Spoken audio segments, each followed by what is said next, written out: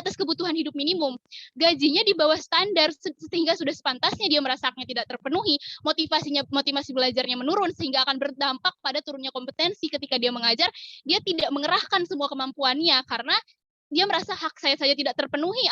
Untuk itu apa alasan saya harus melaksanakan kewajiban dengan mengerahkan semua kemampuan yang saya miliki. Mari sadari bersama ketika misalnya guru kota saja yang mobilitasnya baik, fasilitasnya lengkap di sekolah, diberikan gaji di bawah standar, apa yang terjadi? Protes di mana-mana, mengatakan bahwa ini tidak sesuai dengan kompetensi yang dimiliki. Apalagi guru-guru di pedesaan, di tempat-tempat terpencil, mobilitas susah, akses susah, dan diiringi dengan gaji di bawah standar. Sudah pastilah kompetensi seorang guru yang tadinya memumpuni menjadi turun ketika gajinya di bawah standar. Di samping itu, selain tuntutan dari kompetensi yang meningkat, guru juga dituntut untuk memenuhi finansial kehidupannya karena kita tahu zaman semakin berkembang, standar kehidupan semakin berkembang. Oke, ketika Tim mengatakan hidupnya di pedesaan, tapi bukan berarti itu biaya kehidupan dari guru di pedesaan ini tidak bisa diadilkan dengan guru-guru yang ada di kota. Lalu argumentasi selanjutnya pada status quo jelas kita berada tuntutan zaman teknologi ini, di mana guru ini harus mampu memanfaatkan media pembelajaran yang masuk ke dalam kompetensi. Ketika misalnya guru gajinya kecil, sekolah-sekolah di pedesaan, di tempat-tempat terpencil, sarananya tidak ada. Jangankan untuk memenuhi kehidupan, jangankan untuk memiliki sarana yang prasarana yang bagus untuk mengajar, memenuhi kehidupannya saja susah ketika gajinya di bawah standar, apalagi untuk meningkatkan kompetensi dan mempertahankan kompetisinya. Karena itulah Tim Pro hadir dengan mekanisme yang akan meningkatkan kompetensi guru dengan dinaikannya gaji guru. Pertama, guru akan diberikan gaji yang mumpuni untuk mencapai kebutuhan hidupnya, juga untuk mempertahankan kompetensinya sebagai guru tanpa memandang di mana dia mengajar, kota atau desa. Tentunya diiringi dengan kebijakan yang membuat kompetensi guru ini bertahan bahkan meningkat. Kebijakan apa? Yaitu controlling dari pemerintah, baik dari pengawas mata pelajaran guru tersebut atau dari pengawas-pengawas lainnya. Ini artinya ketika gaji meningkat, harus ada hasil belajar dari siswa yang meningkat. Dan ketika tidak ada, maka pembina, pengawas, controlling pemerintah ini harus memberikan pembinaan, bimbingan, pengawasan yang lebih, juga peringatan bahwa dengan dinaikannya gaji guru seharusnya kompetensi guru meningkat. Itulah Dewan Juri yang terhormat, proposal yang kami ajukan yang sangat relevan menjawab status quo, menghilangi kekhawatiran-kekhawatiran tidak sampainya kompetensi guru. Ini ketika misalnya ada controlling, ini adalah jaminan bahwa dengan kami bahwa ketika gaji guru dinaikkan, kompetensi meningkat. Ketika gaji guru bawah standar, kompetensi akan menurun. Sekian dari saya, terima kasih.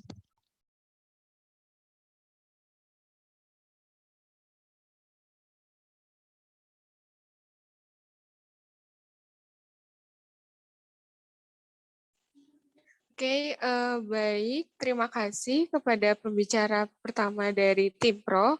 Selanjutnya akan dilanjutkan kepada pembicara satu dari Tim Kontra. Sudah siap? Siap. Oke, saya persilakan. Baik, terima kasih pada moderator telah memberikan saya untuk berbicara. Assalamualaikum warahmatullahi wabarakatuh. Selamat siang Dewan Juri yang saya hormati, serta hadirin berbahagia.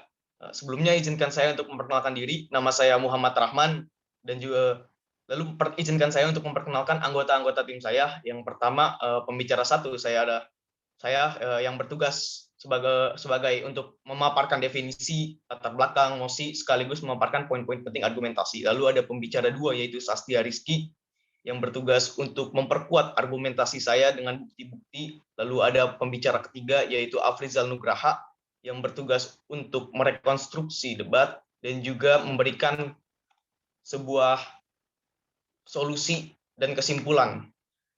Definisi guru. Menurut UUD tahun 1945 nomor 14 tahun 2005, guru adalah pendidik profesional yang harus dengan tugas utamanya mendidik, mengajar, membimbing, mengarahkan, melatih, menilai, dan mengevaluasi peserta didik pada pendidikan anak usia dini, jalur pendidikan formal, pendidikan dasar, dan pendidikan menengah. Nah, di sini profesi seorang guru mempunyai tugas untuk melayani masyarakat di dalam bidang kependidikan. Dalam profesi ini, seorang guru harus memberikan layanan yang optimal dan sebaik-baiknya di dalam bidang pendidikan kepada masyarakat, menurut Fauzi. Nah, menurut Titik Rahmawati dan Daryanto, secara khusus dalam melaksanakan tugasnya, seorang guru dituntut untuk memberikan layanan yang profesional kepada seorang siswa agar suatu tujuan pembelajaran mudah tercapai. Jadi, saya secara tegas dan lugas menegaskan bahwa gaji bukanlah sebuah hal yang menentukan kompetensi guru itu menurun. Nah, menurut jurnal yang saya baca yang ditulis oleh Ahmad Masruri, guru yang ada di pedesaan itu lebih profesional dibandingkan guru PNS yang ada di kota. Kenapa? Karena gaji yang besar di kota itu membuat mereka jadi berleha-leha, jadi tidak profesionalitas. Sedangkan mereka yang di desa, mereka sangat semangat sekali untuk mengajar. Itu juga banyak sekali berita-berita di televisi yang kita lihat seperti itu. Nah, karena berbicara soal profesionalitas, rekrutmen guru kompetensinya bukan bisa dinilai dari gaji, melainkan dari bagaimana rekrutmen guru ini yang tidak bisa mekanismenya yang tidak profesional. Lalu juga kualifikasi guru yang memang belum setara sarjana, yang dimana mereka harusnya mengajar ini, malah mengajar ini. Dan juga itu adalah ketidaksesuaian disiplin ilmu dengan bidang ajar. Banyak kok guru-guru di sekolah yang mengajar mata pelajaran yang bukan bidang studi yang dipelajarinya. Ya, sekiranya itu saja yang dapat saya sampaikan. Terima kasih. Oke, baik. Terima kasih kepada pembicara pertama dari tim kontra. Selanjutnya akan dilanjutkan oleh pembicara 2 dari tim pro. Apakah sudah siap? Siap kali kalau misalnya. Oke, waktu dan tempat saya persilakan. Baik, selamat siang, salam sejahtera bagi kita semua. Dewan Juri yang terhormat, saya Natasha Fitria Gunawan selaku pembicara kedua tim pro dengan tegas menyatakan kesetujuan saya terhadap mosi perdebatan pada kali ini. Baik, Dewan Juri yang terhormat, kita tahu bahwa pendidikan adalah hal yang sangat urgent karena menyangkut pertumbuhan moral dan pengetahuan manusia. Pendidikan sangat penting dan menjadi faktor utama sebuah negara dapat bertahan di tengah perubahan dunia. Mengingat mosi yang menegaskan kompetensi guru tersebut ada, namun menurun karena perihal gaji yang di bawah standar, kita tahu bahwa permasalahan gaji guru yang menurun ini, gaji guru yang di bawah standar ini berlarut-larut dan sudah lama tidak diatasi, menyebabkan guru tidak profesional karena keterbatasan biaya dalam mengembangkan dirinya sendiri, dan fakta membuktikan guru akan sulit menerima perubahan atau sulit beradaptasi jika kompetensinya menurun. Yang dimaksud adalah sebagai tenaga pendidik yang tentunya akan banyak beradaptasi yang terjadi dalam dunia pendidikan, guru tersebut tidak mampu beradaptasi jika kompetensinya ini menurun. Dan kasus ini akan berimplikasi pada ketidaktepatan adaptasi oleh peserta didik yang tentunya akan berakibat pada proses dan hasil belajar yang tidak maksimal.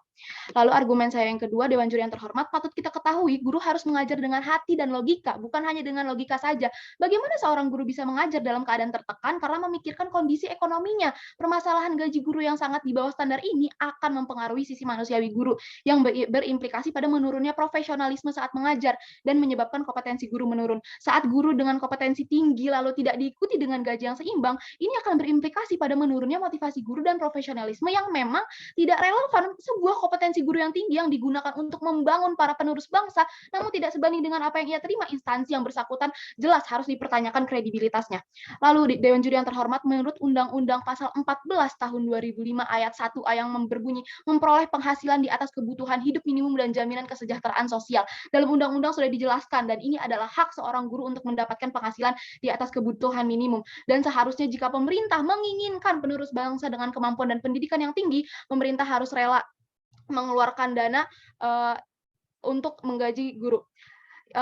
Argumen yang selanjutnya, Dewan Juri yang terhormat, kita bisa berkaca pada guru yang telah lulus sertifikasi dan mendapatkan gaji tinggi. Sertifikasi tersebut bisa didapatkan tentu dengan banyak pengorbanan, dan salah satunya adalah pengorbanan material. Dan yang salah satunya itu adalah uang yang berasal dari gaji tersebut. Selanjutnya, lembaga pendidikan ini cenderung fokus kepada pencapaian target mutu pendidikan. Sementara variabel yang berpengaruh terhadap mutu pendidikan ini adalah salah satunya gaji guru. Perlu diketahui dampak yang akan terjadi jika gaji guru dinaikkan adalah meningkatnya hasil belajar peserta didik. Karena saya mempercayai jika kompetensi guru meningkat dan guru dapat memanfaatkan kompetensinya ini akan mempengaruhi proses dan hasil belajar yang akan berimplikasi pada peningkatan mutu pendidikan. Yang selanjutnya, Dewan Juri yang terhormat, tim kontra tidak perlu mengkhawatirkan dengan mekanisme yang telah pihak pro keluarkan, karena dengan kebijakan baru, dengan penaikan gaji guru ini tentu akan menaikkan kompetensi guru yang bisa kita awasi dan kita kontrol lewat hasil belajar siswa. Karena menurun di sini berarti sebelumnya guru telah memiliki kompetensi yang sesuai, namun menurun karena ada permasalahan gaji tersebut. Maka dengan dilahirkannya kebijakan ini akan diikuti pembinaan dan pengawasan yang dilakukan oleh pemerintah. Maka dengan argumen tim pro di atas, saya menyatakan secara lugas akan memecahkan status quo dan jelas proposal kami lebih relevan dibandingkan pihak kontra, bahwa gaji guru yang sangat di bawah standar ini, terutama bagi guru-guru pedesaan dan tempat-tempat terpencil, akan menyebabkan kompetensi guru tersebut menurun. Maaf ditolak jika sekian yang bisa saya sampaikan. Terima kasih. Baik, selanjutnya kepada pembicara 2 dari tim kontra. Sudah siap? Siap, Teh. Oke. Waktu dan tempat saya persilahkan. Oke, bismillahirrahmanirrahim. Assalamualaikum warahmatullahi wabarakatuh. Kepada Dewan Juri yang terhormat, rekan-rekan penonton yang terhormat, dan rekan tim dari Pro yang terhormat, yang saya sangat hormati, di sini izinkanlah saya memperkenalkan diri. Saya Sastia Rizky Sukmawati dari Admin 2020 sebagai pembicara 2 yang akan menambah argumen dari pembicara 1 tim kontra, dan izinkan saya menyanggah terlebih dahulu. Tadi dikatakan oleh tim pro, pembicara kedua, bahwa gaji guru yang naik atau yang sepadan itu akan mempengaruhi dan pastinya peserta didik akan bagus gitu.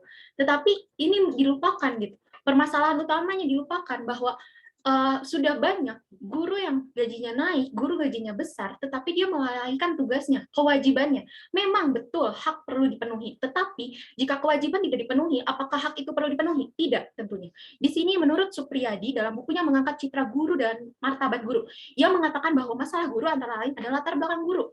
Latar belakang pendidikan guru sewaktu SLTA sebagian besar berasal dari SMA, 71,7%. Namun sayangnya disebut latar belakang sekolahnya. Padahal ini penting mengetahui kecenderungan sikap terhadap profesional guru. Lalu ada banyak guru yang tidak layak mengajar. Nah, di sini tidak hanya gaji yang mempengaruhi kompetensi guru sendiri gitu. Lalu di sini sudah tadi disinggung oleh pembicara 1 dari tim kontra bahwa 3,9 juta guru yang ada terdapat 25% guru yang belum memenuhi kualifikasi akademik dan 52% guru belum memiliki sertifikasi profesi. Nah, di sini sudah sangat jelas, mohon maaf intrusi Anda saya tolak, silakan turunkan license-nya agar tidak pegal. Izinkan saya melanjutkan argumen. Di sini ada 4 penyebab rendahnya kompetensi guru di Indonesia gitu. Yang pertama, disiplin ilmu tidak sesuai. Tadi sudah dijelaskan oleh pembicara 1 dari tim kontra bahwa disiplin ilmu di Indonesia ini masih kurang. Guru lulusannya apa, tetapi dia mengajarnya tidak sesuai dengan lulusannya gitu. Bagaimana dia akan menjalankan kewajibannya kepada peserta didik seperti itu. Lalu di sini PKB guru yang rendah, yaitu profesional keguruan yang rendah. Nah, di sini diulas lagi bahwa keterbatasan sarana tadi dikatakan oleh tim pro. Lalu di sini sarana bukan bukanlah tidak terkait dengan gaji, dan sarana ini juga bukan tugas dari guru gitu, tetapi tugas dari pemerintah. Lalu tadi pengembangan diri guru bukan melalui gaji guru, tetapi bisa dilakukan oleh pemerintah dengan adanya pelatihan, dengan adanya sosialisasi keguruan seperti itu. Lalu pengaruh tingkat gaji terhadap performa mengajar guru di Indonesia merupakan bisa dikatakan memang perlu adanya, tetapi jangan dilupakan atas kewajiban guru. Kita tidak bisa melupakan kewajiban guru. Guru Indonesia berjiwa Pancasila dan setia terhadap undang-undang. Tercantum, saya kembali lagi menyatakan bahwa di Undang-Undang Nomor 14 sudah dikatakan bahwa guru mendidik secara profesional. Nah, di sini dikatakan apakah profesional itu sudah ada? Belum tentunya. Kita bisa lihat di lapangan banyak sekali guru yang sudah memiliki gaji yang besar tetapi melalaikan tugasnya, tidak pernah masuk ke kelasnya. Seperti itu. Jadi saya tekankan, ketika hak ini dipenuhi, maka kewajiban tersebut terdahulu yang harus dipenuhi. Jadi saya nyatakan, maaf interupsi Anda saya tolak, jadi saya nyatakan bahwa kami dari tim kontra sangat tidak menyetujui adanya mosi kali ini. Terima kasih. Sekian. Oke, baik. Terima kasih kepada pembicara 2 dari tim kontra. Sekarang waktunya untuk pembicara ketiga dari tim pro. Apakah sudah siap? Siap. Oke, baik. Waktu dan tempat saya persilahkan. Baik, selamat siang dan salam sejahtera bagi kita semua. Saya Lisna Dwi Astuti sebagai pembicara ketiga. Dewan juri yang terhormat, kita semua meyakini bahwasanya pendidikan merupakan ladang yang sangat subur untuk membuat suatu perubahan. Dan di sini kami meyakini untuk menciptakan perubahan tersebut diperlukan kompetensi guru yang terus meningkat atau tinggi. Namun di sini saya akan terlebih dahulu menyampaikan beberapa poin klarifikasi atas apa yang telah disampaikan oleh tim kontra. Dewan juri yang terhormat, ketika tim kontra ini menyatakan bahwa ada suatu data, yaitu ketika guru mengajar di desa itu akan jauh lebih profesional. Saya ingin menanyakan kembali, itu data tahun berapa? Dan respondennya siapa saja? Apakah data tersebut sudah menyeluruh terhadap semua guru yang bekerja di suatu desa yang terpencil? Karena Dewan Juri yang terhormat, suatu data itu tidak bisa digeneralisir. Artinya data yang disampaikan oleh tim kontra itu tidak bisa kami setujui. Lalu yang kedua, mengenai hak Dewan Juri yang terhormat, di sini kami yakini bahwasanya ketika hak guru dipenuhi secara lugas, secara tegas oleh pemerintah, maka kewajiban dari guru pun akan dilaksanakan. Karena yang terjadi, mohon maaf, tidak terima kasih, karena yang terjadi ialah nantinya adalah simbiosis mutualisme. Ketika kita tidak memenuhi hak guru, tidak memenuhi gaji guru, karena itu adalah hak dia, maka di sini kami ingin pertanyakan, itu merupakan suatu pelanggaran terhadap hak guru yang harus dipenuhi, karena kami yakini adanya simbiosis mutualisme antara guru dan pemerintah. Lalu Dewan Juri yang terhormat, di sini kami menegaskan kembali bahwasanya masalah pada status quo yang kami bawa adalah mengenai gaji guru yang tidak sesuai standar menjadi faktor menurunnya kompetensi semua hadirin, menurunkan kompetensi guru. Dan di sini saya yakin semua hadirin di sini pun meyakini bahwasanya gaji guru adalah salah satu faktor menurunnya kompetensi guru. Lalu masuki masalah pada status quo yang kami bawakan, yaitu kompetensi guru yang menurun ini diakibatkan oleh gaji yang kecil, dan kami tegaskan kembali menurun. Artinya tadinya guru tersebut mempunyai kompetensi, tidak terima kasih, mempunyai kompetensi yang tinggi, namun dikarenakan gurunya, diakibatkan gajinya yang tidak layak, maka guru tersebut akan menurun motivasinya, sehingga kompetensi gurunya pun ikut menurun. Mereka nggak ada lagi gairah untuk mengajar secara profesional, mereka nggak ada lagi motivasi untuk memberikan pengajaran yang berkualitas. Tidak terima kasih. Nah, karena Dewan Juri yang terhormat, kami di sini meyakini bahwasanya kompetensi guru saat ini mempunyai standar yang terus meningkat dikarenakan tuntutan zaman. Namun itu semua tidak dibarengi dengan gaji yang cukup sebagai hak mereka. Lalu Dewan Juri yang terhormat, di sini ketika kami ingin membawakan disclaimer bahwa ketika kami mendukung mosi ini bukan berarti kami mencap guru ini tidak bekerja dengan ikhlas atau penuh pamrih. Namun ketika kami menyetujui mosi ini, kami mempunyai beberapa tujuan. Yang pertama, kami ingin guru itu mendapatkan gaji yang layak karena itu adalah hak dia, tidak memandang di mana dia berada, di kota ataukah di desa. Karena pekerjaan guru adalah sama, tidak memandang tempat di mana dan siapa. Lalu yang kedua, kami menginginkan bertambahnya motivasi guru dalam mengajar, karena itu akan berdampak pada kompetensi siswa juga, akan berdampak pada hasil belajar. Lalu yang ketiga, kami tidak menginginkan kompetensi guru yang menurun dikarenakan hanya hal sepele seperti gaji. Justru kami menginginkan dengan memberikan gaji yang layak, kompetensi guru ini akan terus meningkat karena mereka ini merasa dihargai sebagai seorang tenaga pekerja yang profesional. Dan tujuan yang terakhir ialah kami ingin mengimplementasikan tujuan dari pendidikan Indonesia, yaitu mencerdaskan kehidupan bangsa.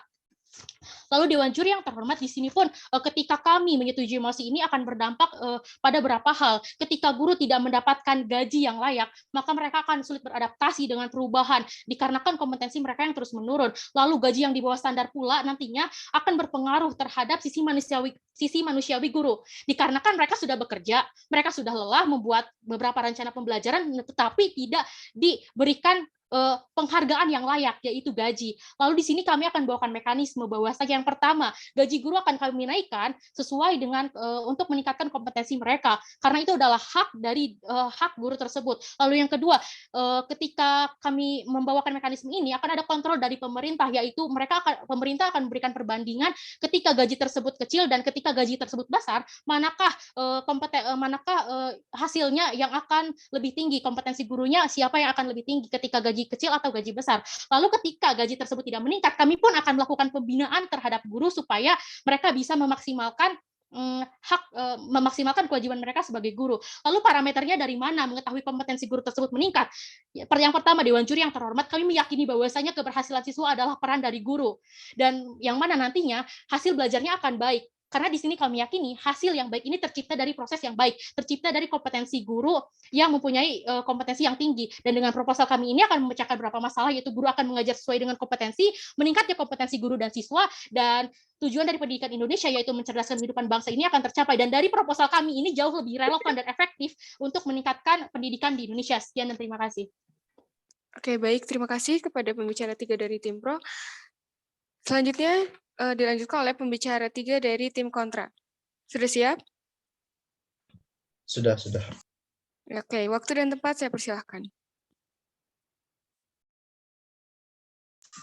Baik, terima kasih kepada moderator yang sudah mempersilahkan saya untuk berbicara. Perkenalkan, saya Afrizal Nugraha dari tim kontra, pembicara 3. Di sini saya ingin menggarisbawahi apa yang telah dibicarakan oleh tim pro. Ada dua hal. Yang pertama mengenai hak dan kewajiban, yang kedua mengenai gaji guru. Nah, di sini yang pertama mengenai hak dan kewajiban. Anda dari tim pro itu melupakan esensi atau konsep utama dari hak dan kewajiban itu, mana yang harus dilakukan. Menurut Jurnal Supriyono tentang hak dan kewajiban, bahwasanya kewajiban adalah hal yang utama yang harus dituntaskan oleh seseorang. Karena hak-hak, namun kewajiban guru itu belum terpenuhi sepenuhnya. Yang mana tadi sudah disebutkan oleh rekan saya bahwa ada 3,9 juta guru yang ada, terdapat 25% guru yang belum memenuhi kualifikasi akademik, dan 52% guru belum memiliki sertifikasi profesi, yang menandakan bahwa kewajiban guru saja di sini belum terpenuhi, apalagi haknya, hak di sini yang tadi disebutkan oleh tim pro. Yang kedua mengenai gaji guru. Nah, di sini dari tim pro tidak memahami mekanisme gaji guru di Indonesia, yang mana gaji guru di Indonesia itu sudah terpenuhi sesuai dengan Undang-Undang Dasar. Nah, yang kami tanyakan dari tim kontra adalah gaji guru yang mana? Gaji guru atau gaji honorer, yang mana kalian di sini tidak menggarisbawahi guru dan honorer, bahwasanya guru dan honorer di sini berbeda. Maaf saya tolak untuk instruksinya.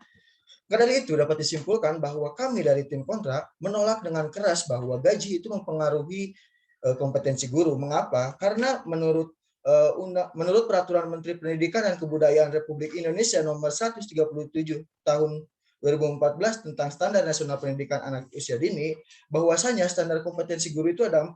Yang pertama, kompetensi pedagogi, yang kedua, kompetensi kepribadian, yang ketiga, kompetensi profesional, dan yang terakhir kompetensi sosial, yang mana yang kami garis bawahi di sini adalah kompetensi profesional. Tadi sudah disampaikan oleh pembicara 1 dari tim kontra bahwasanya Undang-Undang Nomor 14 Tahun 2005 tentang guru dan dosen, pasal 1 ayat 1, guru adalah pendidik profesional, yang mana di sini guru dituntut untuk profesional. Maka dari itu kami dari tim kontra menolak keras mosi ini, bahwasanya gaji guru itu mempengaruhi kompetensi guru. Oke, untuk selanjutnya tadi saya ingin menyanggah terlebih dahulu atas apa yang disampaikan oleh tim pro, yang mana tadi disebutkan oleh tim pro bahwasanya guru itu harus menggunakan hati dan profesionalisme. Dari itu ini kontradiksi atau kontradiksi dengan apa yang tertuang dalam Peraturan Menteri Pendidikan yang tadi saya sebutkan, bahwasanya guru itu harus memiliki kompetensi profesionalisme. Maka dari itu dapat disimpulkan bahwa urusan pribadi itu jangan dibawa ke dalam urusan pekerjaan, sesuai dengan Peraturan Menteri Pendidikan dan Kebudayaan Republik Indonesia nomor 137 tahun 2014. Maaf saya tolak. Oke, baik. Mungkin dari tim kontra cukup sekian. Oke, baik. Terima kasih kepada pembicara 3 dari tim kontra. Selanjutnya kepada pembicara penutup dari tim kontra. Apakah sudah siap? Karena tadi pembicara 1, 2, 3 sudah selesai, sekarang ada waktunya pembicara penutup dari tim kontra. Sudah siap? Mohon maaf, sedikit putus-putus dari kontra dulu. Iya, betul. Pembicara penutup dari tim kontra sudah siap? Oke, siap, Teh. Oke, baik. Waktu dan tempat saya persilahkan. Oke, di sini Bismillahirrahmanirrahim. Assalamualaikum warahmatullahi wabarakatuh. Izinkan saya menyampaikan penutup pada debat ini gitu dari tim kontra. Di sini saya mau ingin mengangkat kembali nih dari tim pro, dari tadi selalu berbicara tentang hak dan hak. Tadi sudah dibawa oleh pembicara ketiga bahwa dari pembicara ketiga tim kontra bahwa ketika hak belum terpenuhi, maka dilihat dulu kewajibannya. Apakah kewajibannya sudah terpenuhi? Seperti itu. Lalu, di sini membagikan kisah inspiratif seorang guru yang mengabdi pada anak-anak di Papua. Dia adalah seorang Profesor Yohanes Surya, seorang fisikawan yang sangat berjasa untuk Indonesia. Dengan kemampuan mengajarnya yang baik, Profesor Yohanes bisa membuat anak-anak Papua jadi semangat belajar. Dia berhasil membuat anak-anak di daerah Tolikara, Papua, yang tadinya sangat tertinggal, kini menjadi anak-anak yang pintar dan jadi juara dunia. Nah, di sini sudah terlihat bahwa kewajiban dia sebagai guru, sebagai pengajar, itu terlihat. Maka nantinya hak akan terpenuhi. Lalu tadi diminta bahwa data tentang sertifikasi guru, kualifikasi guru. Di sini ada data bahwa data Pusat Informatika Balitbang tahun 1996-1997, ada 3,72% guru berpendidikan. Menurut statistik, guru yang tidak memenuhi kualifikasi minimal pada tingkat SLTA 26%. Jumlah guru yang tidak layak mengajar pada SMA pada sekolah itu ada 75.684 orang. Lalu, saya di sini mengangkat lagi bahwa di tahun 2010 bahwa sedangkan guru yang mengajar tidak sesuai dengan keahliannya ada 15%. Ini data pada tahun 2010. Di sini bisa dilihat ya bahwa kualifikasi dan sertifikasi guru saja belum terpenuhi. Lalu bagaimana hak itu akan terpenuhi? Lalu di sini saya tekankan lagi sekali lagi bahwa guru harus mempunyai standar kompetensinya, yaitu pedagogik, kepribadian, profesional, dan sosial. Bukan hanya haknya. Jadi kami tekankan lagi dari tim kontra bahwa kami menolak secara keras dan lugas, kami menolak adanya mosi ini karena gaji tidak menurunkan kompetensi guru. Seperti itu. Terima kasih. Baik, terima kasih pembicara penutup dari tim kontra. Selanjutnya ada pembicara penutup dari tim pro. Apakah sudah siap? Insyaallah siap, Teh. Oke, baik. Waktu dan tempat saya persilahkan. Bentar, Teh. Saya timer sendiri, takut nge-lag. Dewan juri yang terhormat, selaku pembicara penyimpul, pembicara penutup dari tim pro, saya masih sangat menyetujui bahwasanya saya masih sangat tidak setuju pada mosi perdebatan kali ini. Kami masih pada pendirian bahwa gaji guru sangat berpengaruh pada gaji guru yang rendah sangat berpengaruh pada turunnya kualitas guru. Saya akan melakukan komparasi yang akan membandingkan argumentasi-argumentasi yang telah disampaikan oleh tim pro dan tim kontra dan membuktikan keeklusifan argumentasi kamilah yang menjawab permasalahan dalam status quo. Pertama, tim pro selalu menggaung-gaungkan bahwa gaji bukanlah, tim kontra selalu menggaung-gaungkan bahwasanya gaji bukanlah hal yang menentukan kompetensi, tapi tim kontra tidak menyatakan selanjutnya apa yang menentukan turunnya kompetensi tersebut. Ini sangat tidak dapat diterima. Berbanding terbalik dengan kami yang sangat menganalisis dalam bagaimana gaji tersebut nantinya dapat berimplikasi ketika rendah dapat berimplikasi pada kompetensi juga yang merendah. Tim kontra terus menanya-nanyakan mana kewajiban. Sepertinya ada miskonsepsi dari pemahaman argumentasi tim kontra. Yang mana mosi ini adalah ketika gajinya di bawah standar, kompetensinya menurun. Artinya guru telah memiliki kompetensi, memberikan kompetensinya, memberikan kewajibannya. Tapi ketika kemudian gajinya di bawah rendah, gajinya di bawah standar, kompetensinya menurun. Ini bukan berarti guru tadinya belum memberikan kewajibannya. Kompetensinya sudah tinggi dan menurun karena gaji yang tidak sesuai dengan haknya. Itu terpatahkan. Selanjutnya, sama sekali tidak ada mekanisme yang diberikan oleh tim kontra dengan bagaimana untuk memecahkan permasalahan yang dalam status quo telah disajikan oleh tim pro. Berbanding terbalik dengan tim pro, kami menyajikan mekanisme yang jelas, runtut, yang menjamin bahwa selain dapat mempertahankan kompetensi guru, ini juga dapat meningkatkan kompetensi guru, bahkan hasil belajar siswa pun tertingkatkan. Mekanisme kami sama sekali tidak diserang, mekanisme kami masih bertahan diri tegap. Selanjutnya, dengan glorifikasi dari tim kontra yang mengunggul-unggulkan dan menggaung-gaungkan guru profesional, guru tidak profesional gajinya tinggi, males, guru di sekolah-sekolah gajinya kecil justru profesional. Data ini sungguh sangat tidak relevan dan tidak ada kolerasinya bagaimana gaji tersebut tidak mempengaruhi standar guru ketika yang mereka gaung-gaungkan adalah profesionalnya guru. Kompetensi profesional itu hal yang berbeda. Selanjutnya, mereka juga membawakan cerita inspiratif tentang Profesor Yohanes. Pertanyaan saya yang tidak akan terjawab oleh tim kontra, bagaimana kemudian tim kontra bisa menyamaratakan seluruh guru di dunia ini yang berada yang dengan gaji yang rendah seperti Profesor Yohanes. Itu sangat data yang tidak dapat diterima. Selanjutnya, Dewan Juri yang terhormat, data-data tidak relevan disajikan, digeneralisasi oleh tim kontra untuk menjadikan bukti dan landasan mereka dalam berargumentasi dalam perdebatan ini. Ini lagi-lagi tidak dapat diterima.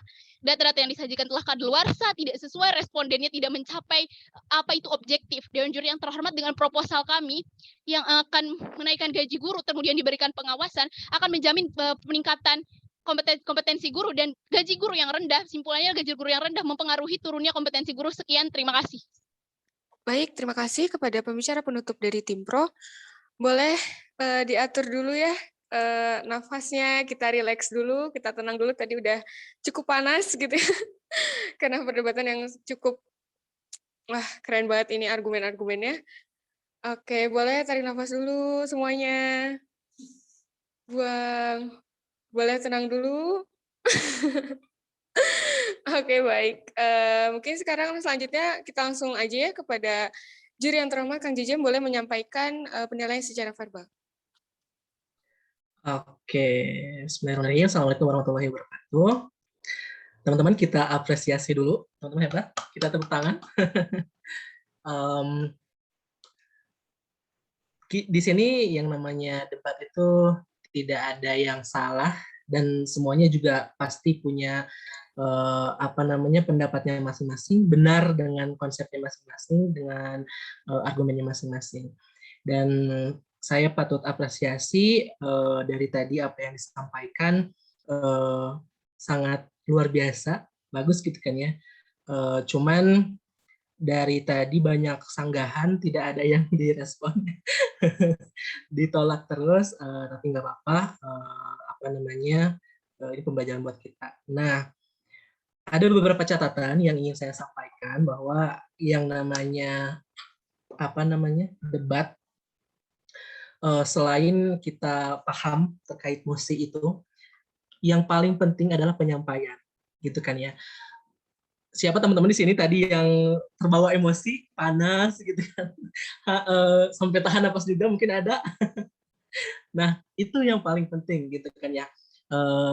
Teman-teman harus ditekankan bahwa penyampaian argumen, teman-teman harus tenang aja, tenang, cuman jelas gitu. Dan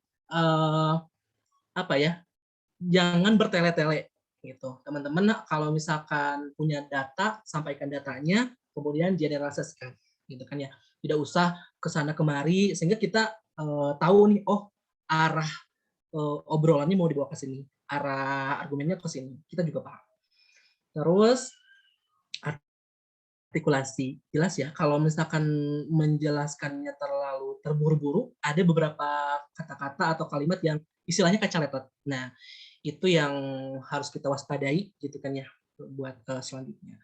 Terus dari segi bahasa karena mungkin kita sehari-hari tidak menggunakan bahasa yang formal, ada beberapa kata-kata yang kita pakai nih di debat gitu kan ya, itu yang kalau di debat itu kurang bagus gitu ya, kalau misalkan bahasanya kurang formal gitu. Seperti lah gitu kan, atau kata-kata yang kurang baku, nah itu harus dihindari ke depannya. Kemudian terkait waktu, nah tadi ada beberapa yang cepat menjelaskannya sehingga waktunya masih banyak. Ada juga yang tenang tapi waktunya masih banyak.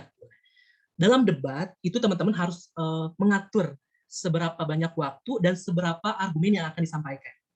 Kalau waktunya masih banyak, sampaikan dan penuhi dengan argumen-argumen pendukung.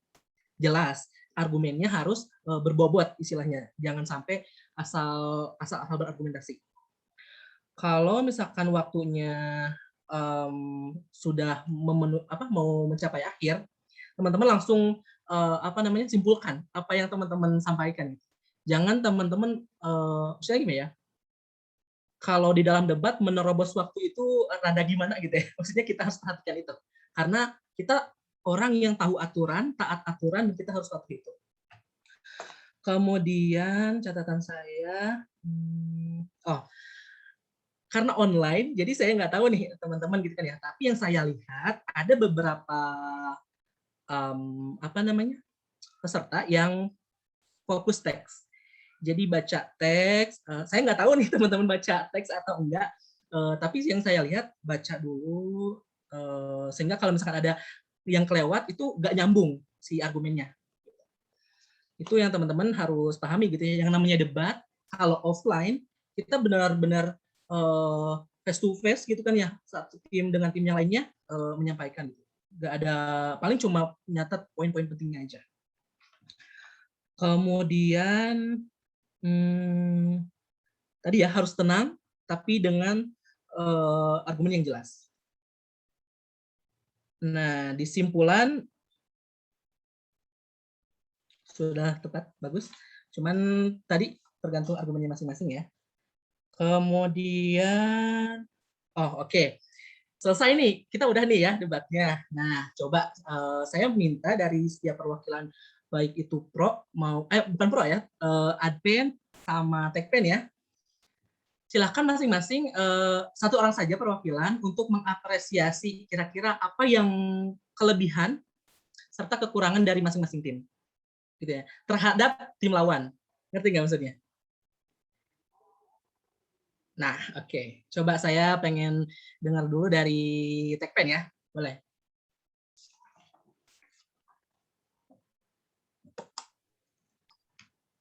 Mohon maaf Kang, maksudnya komentar kita terhadap pribadi. Ya, tapi apresiasi. Apa kira-kira yang bagusnya aja? Dari diri sendiri, dari tim. Untuk kelompok lain dari diri kita. Nah. Dari diri kita. Oke. Pertama, saya izin mewakilkan teman-teman dari tim debat Tekpen. Pertama, yang belum bisa tim kami mungkin yang masih tim kami pelajari adalah ketenangan. Pertama yang udah diaplikasikan oleh tim kontra. Itu sangat kami apresiasi bahwa di mana bisa tenang dalam menyampaikan argumen gitu. Terus dan lagi selanjutnya apa ya?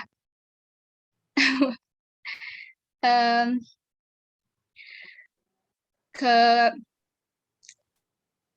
apa ya? Mungkin bisa dari apa namanya, penguasaan emosi atau apa data yang disampaikan. Ya, mengenai mungkin bagi saya selalu bahwa teman berdebat itu adalah teman berpikir yang baik. Jadi ketika tim kontra tadi membawakan data-data, banyak data-data yang sudah, saya maksudnya bukan menilai sebagai dewan juri karena nggak memumpuni sampai situ. Maksudnya sudah mencapai gitu. Intinya ketika misalnya ada kami case building, kami memikirkan bagaimana mungkin bidasan yang akan disampaikan oleh tim kontra ternyata di luar out of the box dari bidasan yang kami tameng yang kami siapkan gitu loh. Jadi mereka berhasil menemukan celah dan menyusupi kami gitu. Tapi untungnya big thanks juga sama teman debat sendiri berhasil menutupi gitu. Oke. Itu aja sih Kang. Ya. Oke, sip. Sekarang dari tim adpen boleh? Baik, izinkan saya untuk mewakili adpen ya. Ya, untuk dari tim adpen itu kami sangat mengapresiasi sekali dari apa yang mereka ucapkan gitu, karena mereka itu mengucapkannya dengan lugas terus dengan lancar gitu. Mungkin berbeda dengan kami masih ada gitu. Nah, itu kami sangat apresiasi pada tim pro. Terus apalagi tadi? Oh iya. Lanjut untuk emosi ya, tadi juga ya penguasaan emosi dari tim pro itu kami apresiasi gitu, bahwa yang kalian bawakan argumen itu ternyata hampir sama dengan apa yang kita bawa ketika misalnya nanti pro gitu. Jadi bisa dibilang dan ada beberapa hal argumen yang di luar apa yang kita pikirkan gitu. Jadi bagi kita itu sangat apresiasi gitu. Jadi ada celah bagi kalian untuk mematahkan argumen kita. Namun dari tim kita tentunya masih bisa ya dilewati argumen-argumennya. Nah, lalu betul ya tadi bahwa teman berdebat itu teman yang baik ya gitu. Jadi sangat suka sekali apabila kita melakukan diskusi yang memang yang berbobot gitu. Jadi bukan diskusi dengan gibah gitu. Nah, saya sangat apresiasi dengan adanya lomba debat ini untuk panitia. Terima kasih. Oke, terima kasih ya. Nah, teman-teman, dari adanya pertandingan ini atau kompetisi ini, kita berharap untuk belajar ya satu sama lain. Apa kira-kira nih yang kurang, apa kelebihan dari satu sama lain tim. Nah, terkait penilaian dari debat ini, itu tim ya teman-teman.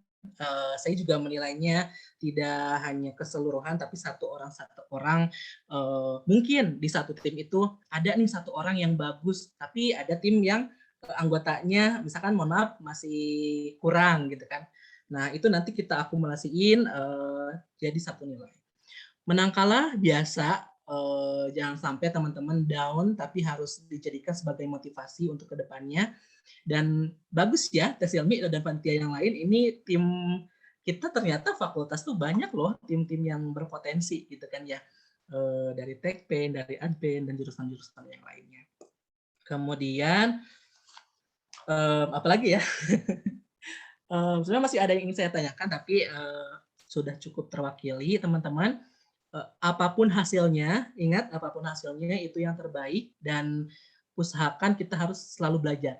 Kalau misalkan teman-teman belum berkesempatan untuk ke tahap final gitu kan ya, oh saya harus motivasi diri sendiri ini atau sama tim tahun depan harus bisa lebih, atau misalkan saya akan buktikan loh di tingkat nasional saya bisa juara. Nah itu yang paling kita tunggu gitu ya dari teman-teman.